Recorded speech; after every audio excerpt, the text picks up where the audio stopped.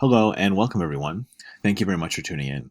This is a screencast-o-matic presentation and recording for the part of the lesson that has us taking a closer look at how a bill becomes a law explained. Before we get started, please let me encourage you to open up to today's lesson, scroll down the correct section, and get ready to fill in the content that coincides with the presentation. Please also remember to answer any key concept questions that happen to appear throughout the notes section too. Let's go ahead and get started. And please remember that you can play any part of this presentation for detail, clarity, or repetition later on.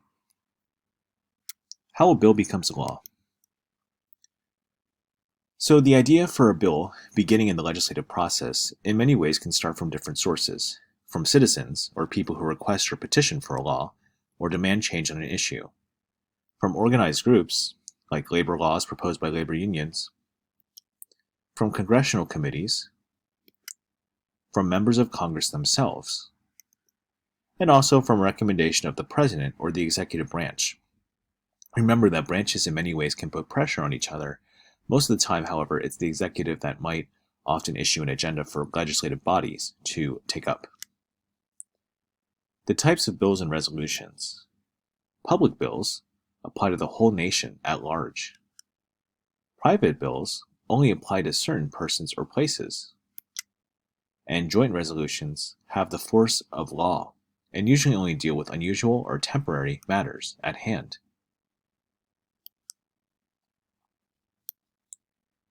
Resolutions often refers to matters concerning either House alone, but do not have the force of law and do not require the President's signature.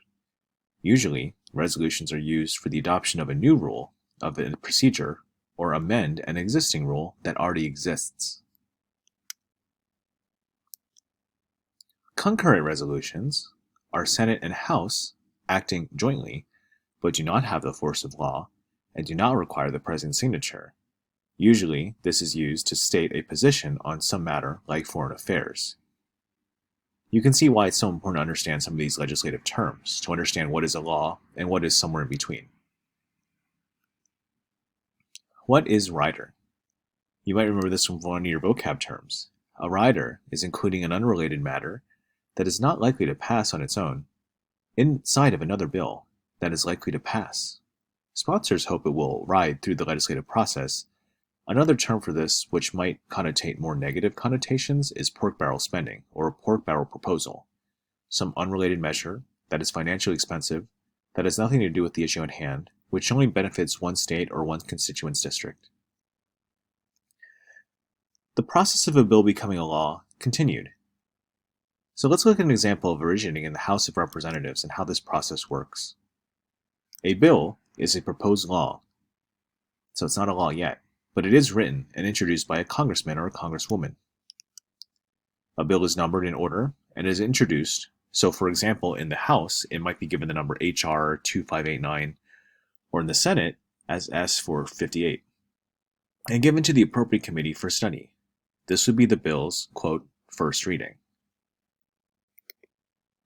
Next, the committee holds hearings. The study of the bill through research, testimony, and more is really important, as it allows people in the committee to hash out some of the differences. Lobbyists may try to influence the bill, and committee makes changes if needed, and recommends to the entire House for consideration. If there's not enough committee support for the bill, it is not sent to the full House, and that bill does die. You should note that most bills do end up dying in committee. If the process continues on, the House considers the bill. The bill has a second reading and is debated by the entire House of Representatives. Time is evenly divided for debate. The House works out concerns, details of the bill, may be sent back to committee, and will either die in committee or be sent back to the entire House at large. So you can see here there's a variety of different ways that this whole provision could go. Next, the House votes on the bill. They might, of course, enact quorum, which is a majority of representatives present voting. A roll call vote is where each member votes one at a time as name is called, now done electronically to save time. This has gone a lot faster over the years. Sometimes the bill is engrossed, which means it's printed in its final form and given a final vote, which in many times is called the third reading. Now, a bill, if it is passed, is then given to the other house for consideration. In this example, the bill now goes to the Senate. So what happens next? Well, the Senate takes the bill through a similar process as the House, except for one distinguishing difference. There's no time limit on debate, unless 3/5 of the Senate votes for cloture, which is a time limit on debate up to 30 additional hours. If there's no cloture, then a filibuster may occur. And this is essentially where senators talk the bill to death if they don't like it.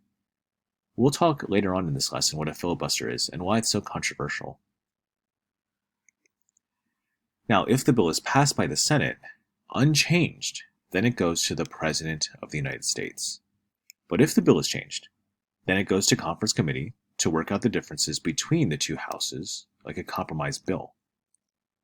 That compromise bill has a lot of concessions made in it to make it more popular to all sides. The House and the Senate vote on the final passage of the bill. And then, if the approved bill is in fact approved, it is then sent to the President of the United States. Now, the President may act on the bill by doing one of the following few things. Here are a few courses of action. The President, of course, may sign the bill into law, and then it becomes the law of the land. They may veto the bill. However, the President must give a reason why he vetoes a bill to Congress.